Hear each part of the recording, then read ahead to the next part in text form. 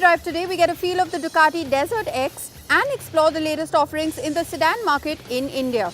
Hello and welcome to Overdrive. I am Soini Dutt. Ducati has made some pretty impressive strides in the off-road adventure motorcycle space by introducing the Scrambler range of motorcycles, and now it has decided to enter into a very niche but very popular rally raid motorcycle segment with the DesertX. Here's what that motorcycle is all about.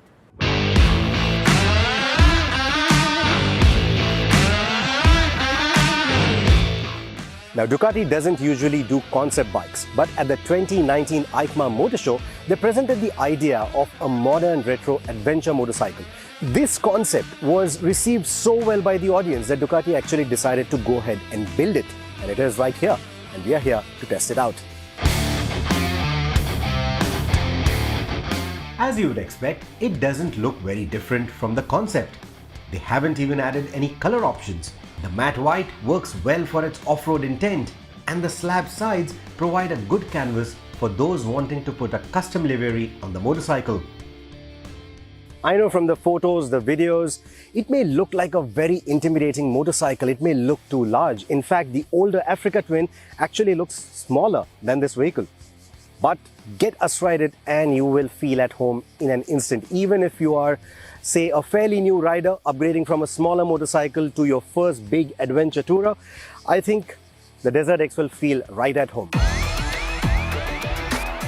The tall seating of 875mm is worrisome for those shorter than 5 feet 5 though.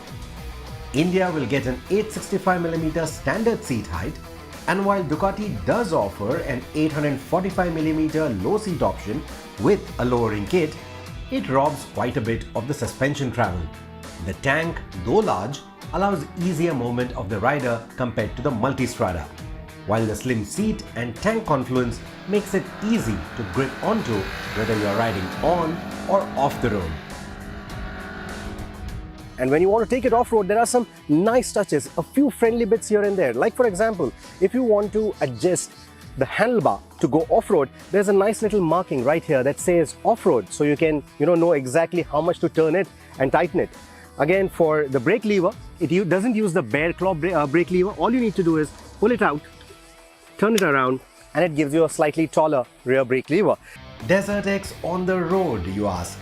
Well, the concept showed itself as a focused, rally-inspired off-roading tool, but Ducati decided to make this an adventure bike that is superior off the road compared to the usual big and bulky adventure tourers, and at the same time be an excellent road tourer as well.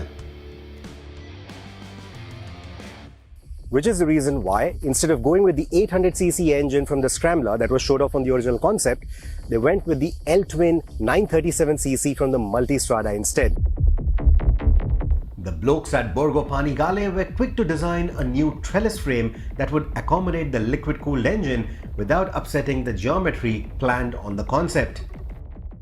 Now, compared to the Multistrada, the engine is largely the same, but what they've done is given it different gearing. It runs a 49-tooth rear sprocket instead of a 46 that you get on the Multistrada, so that gives it shorter first and second gear ratios. That works extremely well out on the off-roads. It gives you that nice low-end grunt that you expect, that low-end connect that you want from a bike of this order when you're riding off-road. While out on the highway, it feels nice and docile, it feels calm. In fact, it feels more subdued than the Multistrada even, and not one bit as manic as the Hypermotor 950 that we reviewed recently. Unlike the Multistrada V4, however, the 937cc engine dictates that your regular service interval would be about 15,000 kilometers and the Desmo service would be 30,000 kilometers. The engine does heat up a fair bit, and though calm, it doesn't feel sluggish. It potters around town quite nicely without the annoying choppiness of some of Ducati's L-Twin applications, and the linear power delivery impresses further when riding around winding roads or cruising on the highway. Riding around the Futa and the Raticosa passes, the DesertX was happily tackling all of the flowing hill roads in third gear, with occasional downshifts only needed around some tight hairpins. There seems to be no power band as such, and the torque on this application of the 937 seems creamy and evenly spread like a cannoli.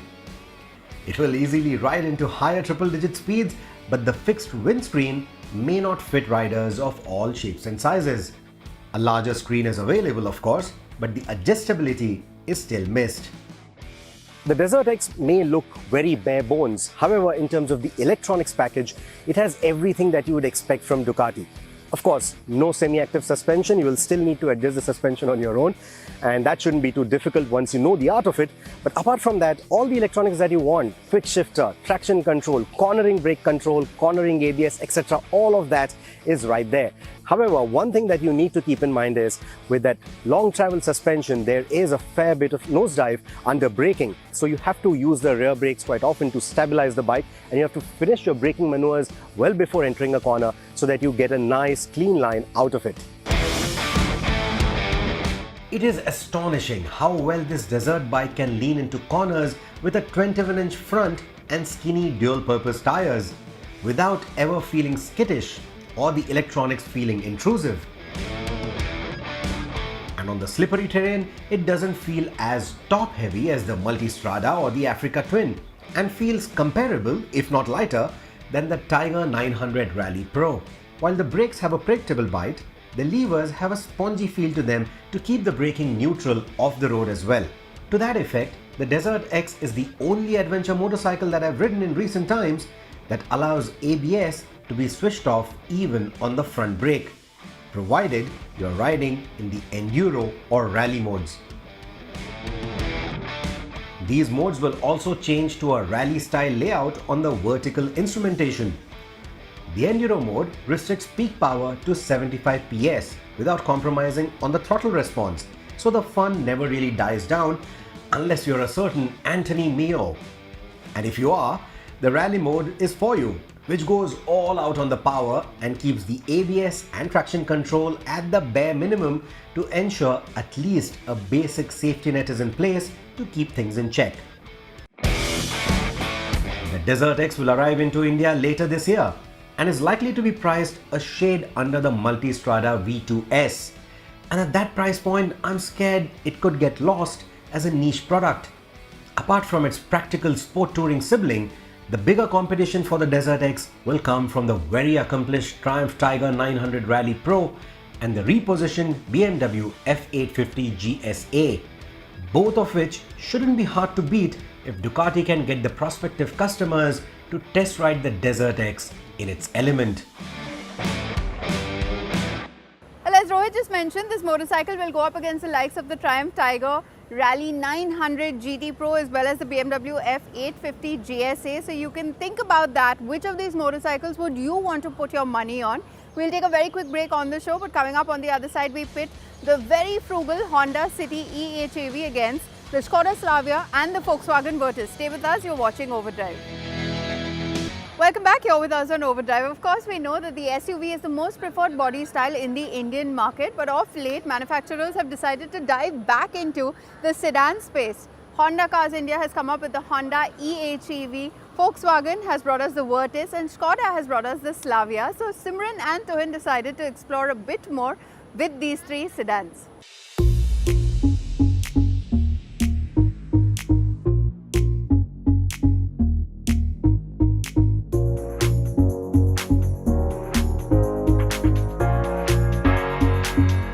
This is the sedan comparo you've been asking for. It's the City versus the Slavia versus the Virtus. But it's different because it isn't the regular City, it's a City HEV Hybrid.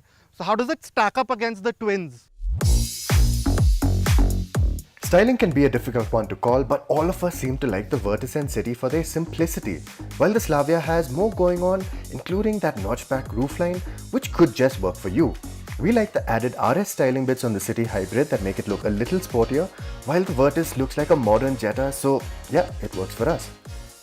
If you were going to pick just by the cabins, the Cities might feel the most plush to you because you've got this fake wood finish panel here, you've got a little strip of leather on the dash, and some of the soft touch materials used on the door cards themselves just feel like they're larger swaths of it compared to the other two. Again, this being a Honda, there are some parts of the switchgear that don't feel as nice as the Germans, the steering mounted switchgear in particular. but everything else feels just a little more substantial, and that's a good thing. What I'm not too fond of are the fact that the seats themselves seem a little over-bolstered. At first glance through the features list, you'd probably notice that the City doesn't get ventilated seats like the Germans do, but strangely enough, the City does have one touch up and down for all four windows, which used to be the calling card of the Germans, so I don't know why those cars don't have it any longer. If you're looking for something a little more modern, the Virtus might be just up your alley. With these body-colored inserts on the GT Plus variants, it might not be to everyone's taste, but I think it looks really good. The only sore point being that all these large areas of gloss black plastic are fingerprint magnets, and if you clean it with a damp cloth, you know that it's going to leave streaks. I mean, that's just one of those things that you have to deal with. The screens in both the German cars also feel like they attract a lot more fingerprints than the Honda does, though I really do like the seating position in the Virtus. It feels like the seat goes down about as low as the City, but then because it's better scooped out, I have a better reach to the steering wheel and to the pedals.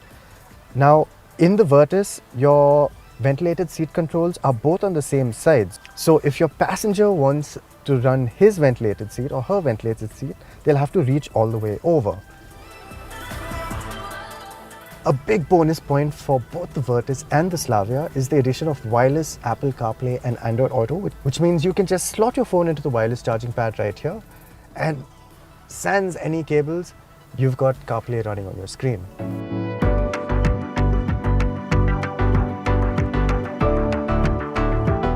Now, if you wanted the most sophisticated interiors available in a sedan right now, the Slavia is the one to pick.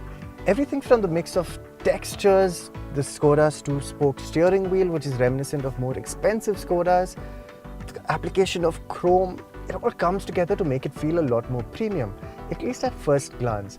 Now, I'm not a big fan of how some of this quality feels put together, but I mean, the Skoda lettering on the side of the instrument pinnacle, on the tweeters, they come together very nicely.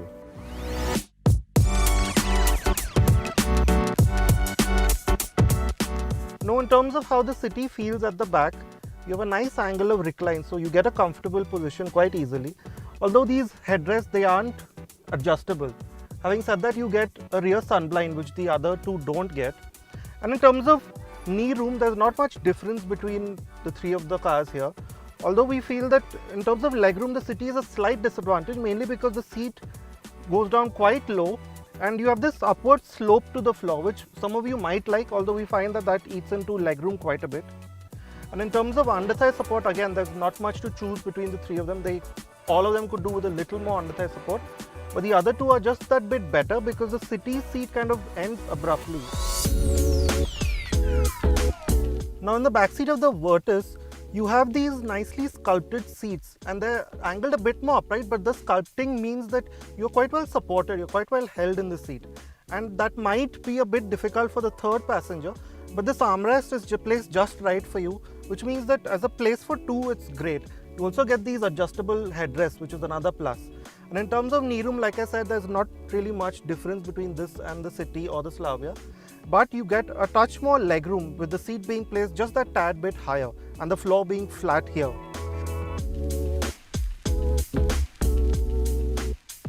Now, as you would expect, between the Virtus and the Slavia, there's really not much to choose in terms of the rear space. And although there are some differences, to start with, you get this Skoda Simply Clever Touch, this kind of phone holder here, which is useful.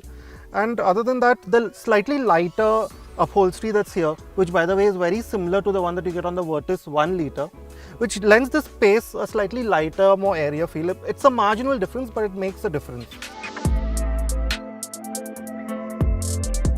The Germans lead the way when it comes to boot space because the City Hybrid's battery pack means it has a higher boot flow, which cuts down on the regular City's boot space down to 410 litres. The Germans come in at 521 litres, expandable up to 1050 litres. All three sedans run 1.5-litre engines, but only the Germans are turbocharged and they come mated to 7-speed dual-clutch gearboxes. Meanwhile, the city's naturally aspirated 1.5 runs the Atkinson cycle, which is more efficient, and it comes mated to an electronic CVT with a helping hand from the hybrid system. What's under the hood of these sedans is what matters the most. After this very short break, we'll tell you which of these sedans is the most frugal and also which is the most fun to drive. Stay with us, you're watching Overdrive.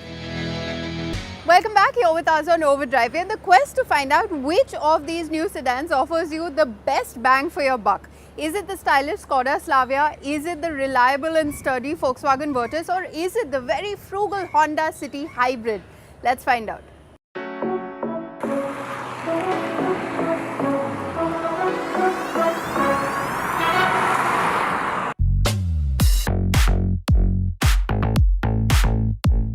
Now, the mechanics of how it works can be quite complex or quite simple depending on how it's explained to you. We're going to do a very quick run through of how it works. This 1.5-litre petrol engine, which runs on the more efficient Atkinson cycle, which means it's less powerful, also works in conjunction with two electric motors, one that directly drives the front wheels and another that's attached to the engine to work as a generator motor, and also to put back energy back into that battery, because remember, this is a strong hybrid, it's not a plug-in hybrid.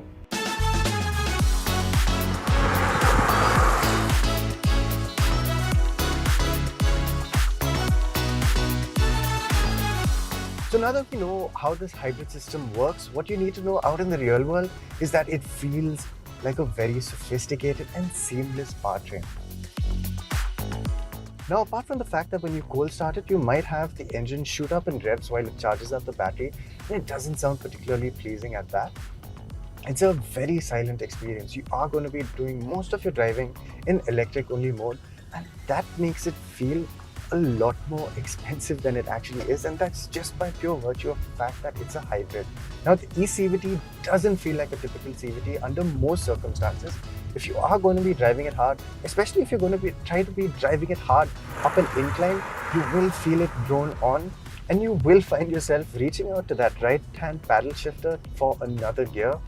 But no, those paddle shifters are for adjusting the regen braking only, and it's largely applicable when you slot the gear lever into the brake mode. At all other times, the difference in the regen braking that you ask for while the paddles is just a temporary change.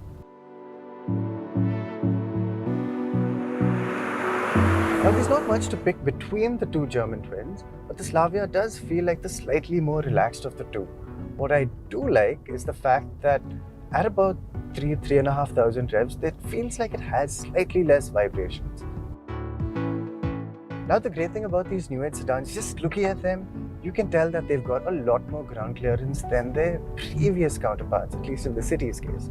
What that does mean is that you can go over speed breakers without worrying about your low slung sedan scraping out.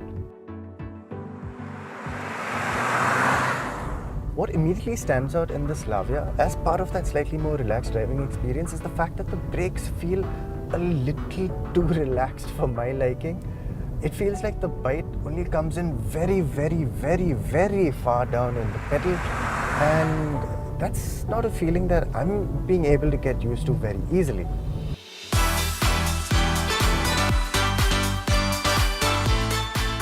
It's a little surprising that the feel behind the wheel of the Virtus is different than the Slavia, considering they're essentially the same car. Both the Slavia and the Virtus do feel exceptionally well behaved in the city as well, where the gearbox will stay in second gear up till about crawling speeds and only then shift to first, and even then it's not a very jerky shift. But ultimately the city does feel a lot smoother because it's just got that eCVT, and whether you're inching along in traffic or you need a little more, it just seems to give you what you want when you ask for it.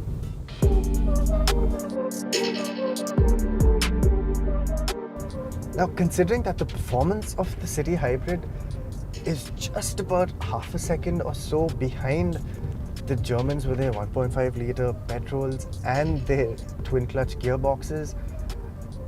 I think that's a compromise that most people won't even realize, considering just how much better its fuel efficiency is. I also really like the plushness of the ride quality on the city versus the other two. It just has a slight edge in comfort, though that does mean that you do get more body movements through a corner.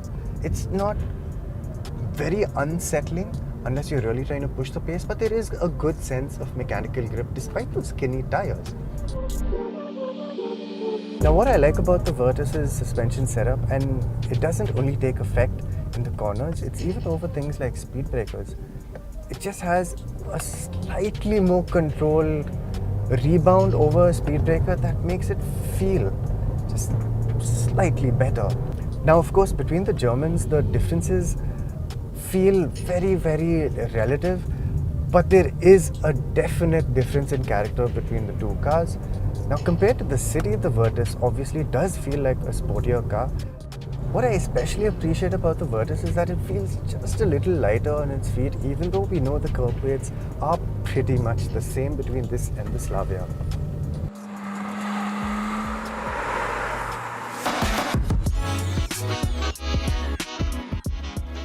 Between the Slavia and the Virtus, we'd pick the Virtus for how it looks, the stronger brakes, and the spot-on balance between the comfort and handling.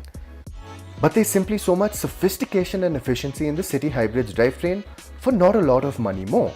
That makes it impossible to ignore. If comfort and efficiency is your priority, a Honda dealership is where you need to be headed. On that note, it's time for us to wrap up this week's edition of Overdrive. But remember, you can stay in touch with the team through Facebook, Twitter, as well as YouTube. And you can follow our latest updates on Instagram. We'll see you next week. Until then, goodbye. Many thanks for watching. Drive and ride safe.